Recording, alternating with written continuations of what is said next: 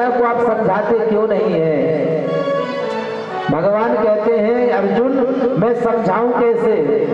युधिष्ठिर भैया है ना, मुझे अपना छोटा भैया मानते हैं, मुझ पर वात्सल्य भाव रखते हैं, और छोटा होकर के मैं उन्हें समझाऊं ये शोभा नहीं देता। क्योंकि मैं समझाने का प्रयास भी करता हूं ना, लेकिन उनके समझ में नहीं आती। क्यों? क्योंकि मुझ पर वात्सल्य का भाव रखते हैं। तो फिर कौन समझाएगा? बोले कोई सफेद दाढ़ी वाला ही इन्हें समझाएगा, तभी इन्हें समझ में आएगी महाराज। तो कहाँ चले? बोले चलो बाबा भीष्म पितामह के पास चलो महाराज। तो बाबा भीष्म के पास युधिष्ठिर अर्जुन सभी गए, और अर्जुन गए, प्रणाम किया बाबा को। भीष्म जी ने कहा अरे सुनो, तुम्हारा सखा कहाँ है? वो उन्हें लेकर के नहीं आए हो। तुरंत भगवान सामने आ गए। अरे दादाजी आपने मुझे याद किया, अच्छा आप आए हो, फिर भी छुप रहे हो हमसे। युधिष्ठिर जी ने, भगवान बाबा भीष्म कहते हैं अर्जुन इन्हें जानते हो कौन है? अर्जुन कहते हैं इन्हें कौन नहीं जानता। बोले कौन है ये? बोले हमारे वसुदेव मामा के पुत्र हैं। बोले वाह, कभी अपने मामा का लड़का बताते हो, कभी गुरु बनाकर ज्ञान ले लेते हो, कभी सारथी बना लेते हो, कभी कुछ बना लेते हो। कितने नाते हैं तुम्हारे, धन्य हो अर्जुन, तुम धन्य हो। बाबा भीष्म कहते हैं कि अर्जुन सुनो, मैं तुम्हें ये कौन है आज मैं तुम्हें बताता हूं। जब एक बार महाभारत के युद्ध में कुरुक्षेत्र में मेरी प्रतिज्ञा और केशव की प्रतिज्ञा टकराई थी कि आज मैं भगवान से शस्त्र उठवा करके रहूंगा, तो प्रबल प्रेम के पाले पड़कर प्रभु का नियम बदलते देखा, और अपना मान टल जाए, पर भक्ति का मान ना टलते देखा। अपनी प्रतिज्ञा तोड़ दी मेरी प्रतिज्ञा बचाने के लिए। ऐसे दीन बंधु, ये कोई साधारण व्यक्ति नहीं है अर्जुन तुम्हारे साथ में, ये स्वयं परब्रह्म परमात्मा है। ये तो नर लीला कर रहे हैं भगवान, और जिनकी केवल कृपा दृष्टि से सकल सृष्टि को पलते देखा, और उनको ही गोकुल के गोरस पर 100 बार मचलते देखा, जिनके चरण कमल का मिला के पल पल प्रेम निगलते देखा, और उनको ब्रज करील कुंजों में कंटक पथ पर चलते देखा, जिनका ध्यान विरंच शंभु सनकादिक से न संभलते देखा, उनको ग्वाल सखा मंडल में लेकर गेंद उछलते देखा, और जिनकी बंक भ्रकुट के भय से सागर शब्द उगलते देखा, उनको ही जसुदा के भय से अश्रु बिंदु द्रगे ढलते देखा,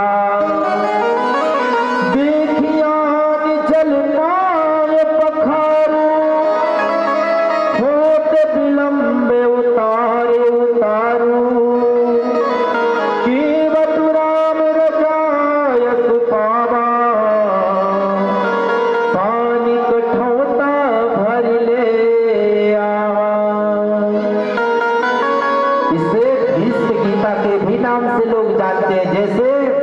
श्रीमद् भगवत गीता है ना, वैसे भीष्म गीता भी है महाराज। तब अर्जुन को समझ आया, युधिष्ठिर जी को समझाया, युधिष्ठिर जी समझे, पांडवों को समझाया। सभी पांडव बाबा भीष्म से ज्ञान लेते हैं, जिसे हम भीष्म गीता के नाम से भी जानते हैं। और भीष्म गीता में कहते हैं कि हे केशव, अब मैं जाने वाला हूं, क्योंकि सूर्य उत्तरायण हो गए हैं और आप भी उत्तरा के गर्भ की रक्षा करके आप भी उत्तरायण हैं, तो आप भी उत्तरायण और सूर्य भी उत्तरायण हो गए हैं। क्यों? क्योंकि अगर रात्रि में किसी के घर जाओगे तो दरवाजे बंद मिलेंगे और दिन में जाओगे तो दरवाजे खुले मिलेंगे।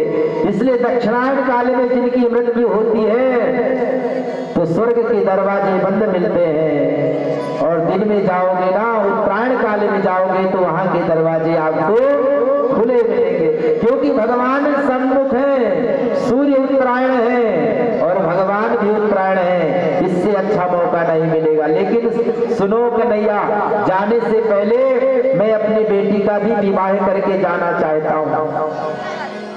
भगवान ने कहा, बाबा तुमने तो विवाह किया नहीं, तो बेटी कहां से आ गई? बोले मैंने अपनी बुद्धि को ही अपनी बेटी मान करके रखा है और अभी तक मेरी बेटी के लिए कोई योग्य वर नहीं मिला, और आपको देख करके लगता है कि मेरी आज इच्छा पूर्ण हो जाएगी, आज मेरी बेटी को योग्य वर मिल जाएगा। भगवान ने कहा, क्यों? आपकी बेटी कुछ ज्यादा पढ़ी लिखी है क्या? बाबा भीष्म ने कहा, केशव, मेरी बुद्धि में किसी प्रकार की तृष्णा नहीं है, कोई काम वासना नहीं है, शुद्ध पवित्र मेरी बेटी है। इसलिए सुमन के रूप में अपनी बुद्धि को ही बाबा भीष्म ने भगवान के चरणों में अर्पित कर दिया, और बाबा भीष्म जाने की तैयारी कर रहे हैं। और क्या कहते हैं? देहांत काले तुम सामने हो, देहांत काले तुम सामने हो, मुरली बजाते मन को लुभाते, मुरली बजाते को लुभाते, मुरली बजाते को लुभाते, गीत गाके